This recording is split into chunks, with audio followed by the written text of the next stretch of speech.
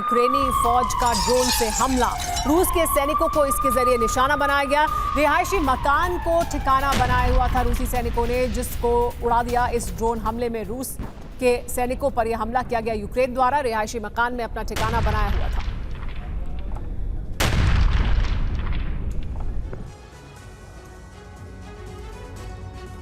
सिर्फ 20 दिन का ही बम गोला बारूद यूक्रेन की सेना के पास बचा है। यानी बमुश्किल यूक्रेनी फौज रूस के सामने 20 दिन तक ही टिक सकती है। इसके बाद यूक्रेन का सरेंडर करना तय है, क्योंकि बिना हथियार, बिना सैन्य साजो सामान यूक्रेन युद्ध कैसे लड़ेगा। लेकिन बड़ा सवाल यह है कि यूक्रेन के मददगारों की फहरिस्त काफी लंबी है। अमेरिका और नेटो समेत यूरोपियन यूनियन के कई देश यूक्रेन को हथियारों की सप्लाई कर रहे हैं। बावजूद इसके यूक्रेन वेपन क्राइसिस से क्यों जूझ रहा है? इसकी वजह है यूक्रेन की सैन्य मदद को लेकर नेटो देशों में तकरार, यूरोपियन यूनियन से बढ़ती रार। आखिर क्यों? देखिए इस रिपोर्ट में।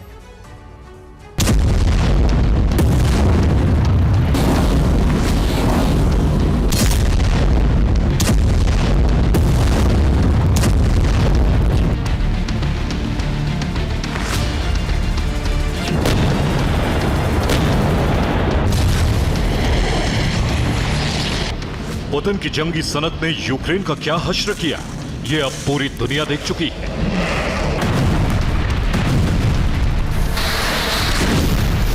बीते 2 साल से यूक्रेन का कोना कोना बारूदी बवंडर से दहल रहा है।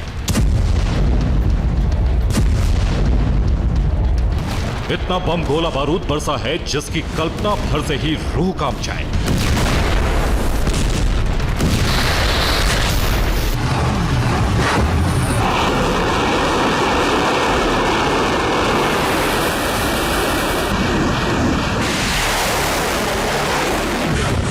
मगर अब यूक्रेन युद्ध एक ऐसे खतरनाक मोड़ पर जा पहुंचा है जहां पुतिन का एक भी दांव यूक्रेन के लिए बड़ी मुसीबत खड़ी कर सकता है।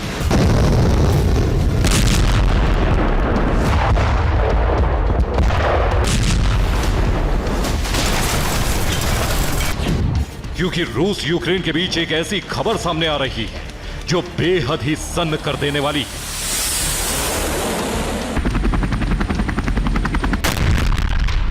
आखिर क्या, ये जान लीजिए। मसलन ज़ेलेंस्की की सेना हथियारों की कमी से जूझ रही है। यूक्रेन के पास 20 दिन का ही गोला बारूद बचा है। नाटो देशों ने हथियारों की सप्लाई बंद कर दी है। सैन्य मदद को लेकर नाटो और ईयू में तकरार बढ़ी।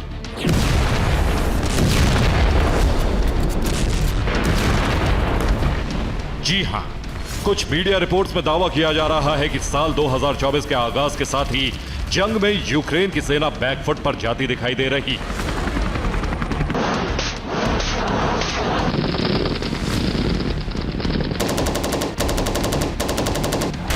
और इसकी वजह सिर्फ और सिर्फ एक है, वेपन क्राइसिस। असल में यूक्रेनी सेना के पास गोला बारूद की भारी किल्लत हो चुकी है।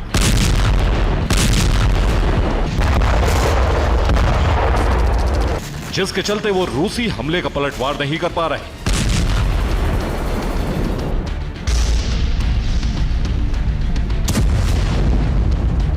मगर हथियारों की यही कमी यूक्रेन के लिए बड़ा संकट खड़ा कर सकती है, क्योंकि ज़ेलेंस्की की फौज हथियारों की खातिर पश्चिमी देशों पर निर्भर है।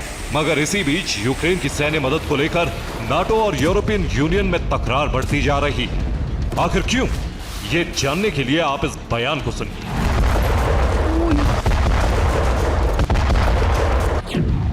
रूस के खिलाफ जंग में अब तक यूक्रेन की सैन्य मदद करने में जर्मनी सबसे आगे रहा है, क्योंकि हमें अपनी जिम्मेदारी निभानी आती है। लेकिन अगर बात यूरोपियन यूनियन की करें तो उनकी तरफ से जितनी भी मदद यूक्रेन की गई, उसमें आधे से ज्यादा मदद अकेले जर्मनी ने की है। ईयू के बाकी सदस्यों को भी आगे आकर कीव की मदद करनी चाहिए।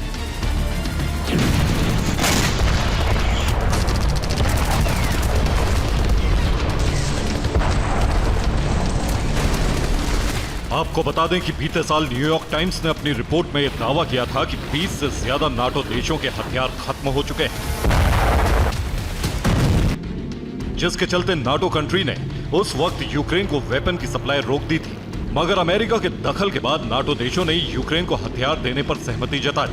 मगर इस बार विवाद नाटो में नहीं बल्कि नाटो और यूरोपियन यूनियन में बढ़ा है। जर्मनी का आरोप है कि नाटो तो यूक्रेन की खुलकर मदद कर रहा है, लगातार हथियारों की सप्लाई कर रहा है, मगर यूरोपियन यूनियन के देश मदद के नाम पर चुप्पी साधे हुए हैं। ऐसे में सवाल खड़ा होता है कि अब तक किस देश ने यूक्रेन की कितनी सैन्य मदद की, कौन ज़ेलेंस्की का सबसे बड़ा मददगार बना।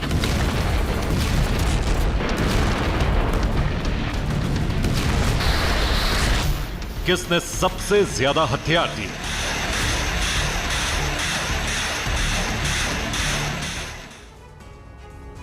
कील institute for the world economy ने अपनी रिपोर्ट में यूक्रेन को सैन्य मदद करने वाले देशों से जुड़ा आंकड़ा पेश किया है, जो 24 जनवरी 2022 से 31 अक्टूबर 2023 तक के बीच का है। इस दौरान अमेरिका ने यूक्रेन की सेना को करीब 4 लाख करोड़ रुपए का मिलिट्री पैकेज दिया है, जबकि यूरोपियन यूनियन संस्था ने यूक्रेन को महज 50,000 करोड़ की ही सैन्य मदद की है। हैरानी की बात यह है कि यूरोप में ही मौजूद नेटो का अहम सदस्य जर्मनी अब तक 1.50 लाख करोड़ का मिलिट्री पैकेज यूक्रेन को दे चुका है। यानी यूरोपियन यूनियन से की तुलना में करीब 3 गुना ज्यादा पैसे दिए गए हैं जर्मनी द्वारा। वहीं यूनाइटेड किंगडम की बात करें तो ब्रिटेन ने अब तक यूक्रेनी सेना को 60,000 करोड़ की सैन्य मदद की है। इसके अलावा नॉर्वे करीब 36,000 करोड़ का सैन्य पैकेज यूक्रेन को सौंप चुका है। डेनमार्क भी करीब 35,000 करोड़ का मिलिट्री साजो सामान यूक्रेन की सेना को दे चुका है। वहीं यूक्रेन का पड़ोसी और नेटो का अहम सदस्य पोलैंड भी करीब 30,000 करोड़ की सैन्य मदद अब तक यूक्रेन को कर चुका है। सबसे आखिर में बात नीदरलैंड की करते हैं, जो करीब 25,000 करोड़ का मिलिट्री पैकेज यूक्रेन को दे चुका है। अमेरिका को छोड़ दें तो यूरोपियन यूनियन या फिर नाटो का कोई ऐसा मुल्क नहीं है जो यूक्रेन की सैन्य मदद में जर्मनी के बराबर या आसपास दिखाई दे रहा है। और शायद यही बात अब जर्मनी को खाई जा रही है, क्योंकि यूक्रेन की मदद का दावा तो हर कोई कर रहा है, लेकिन आंकड़े इस बात की साफ साफ तस्दीक कर रहे हैं कि अमेरिका, जर्मनी और ब्रिटेन को छोड़कर हर किसी का दावा हवा हवाई है।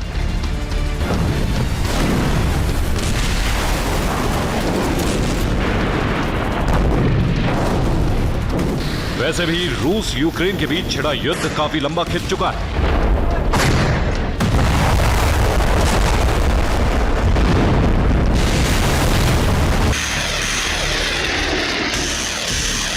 इस युद्ध की सबसे खास बात यह थी कि रूस जैसे महाशक्तिशाली देश के आगे यूक्रेन अब तक टिका हुआ था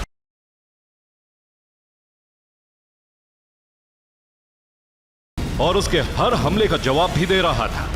लेकिन यह संभव इसलिए हो पाया है क्योंकि यूक्रेन के साथ सुपर पावर अमेरिका और नाटो के साथ यूरोपियन यूनियन के कई देश खड़े थे, जो लगातार यूक्रेन को टैंक, तोपें, गोला बारूद, मिसाइलें, रॉकेट लॉन्चर, लड़ाकू विमान, अटैक हेलीकॉप्टर और डिफेंस सिस्टम मुहैया करा रहे थे। मगर अब यूक्रेन का वेपन क्राइसिस उसके लिए श्राप और पुतिन के लिए वरदान साबित होता दिखाई दे रहा है, क्योंकि एक तरफ यूक्रेन हथियारों के लिए पश्चिमी देशों से गुहार लगा रहा है, बम गोला बारूद के लिए झोली फैला रहा है, तो वहीं दूसरी तरफ पुतिन वॉर जोन में नए विनाशकों को झोंकने की तैयारी में जुट गए। आखिर कौन कौन से हैं पुतिन के वो गेम चेंजर हथियार, ये भी जान लीजिए। पुतिन का गेम चेंजर हथियार number 1, T-80 BVM flying tank. Putin का गेम चेंजर हथियार नंबर 2, रूसाक FPV ड्रोन। पुतिन का गेम चेंजर हथियार नंबर 3, चाइका कामिकाजी ड्रोन। पुतिन का गेम चेंजर हथियार नंबर 4, जुरावली UAV कैरियर। इस बार पुतिन ने यूक्रेन की युद्ध नीति को अपनाते हुए तमाम तरह के कामिकाजी UAV यानी आत्मघाती ड्रोन और जमीन पर जंग के लिए अपग्रेडेड टैंक को वॉर जोन में उतारा है, ताकि जमीन से लेकर आसमान तक रूसी सेना का विस्फोटक प्रहार जारी रहे और पुतिन का यूक्रेन जीतने का ख्वाब पूरा हो। Bureau report, TV9 भारतवंश।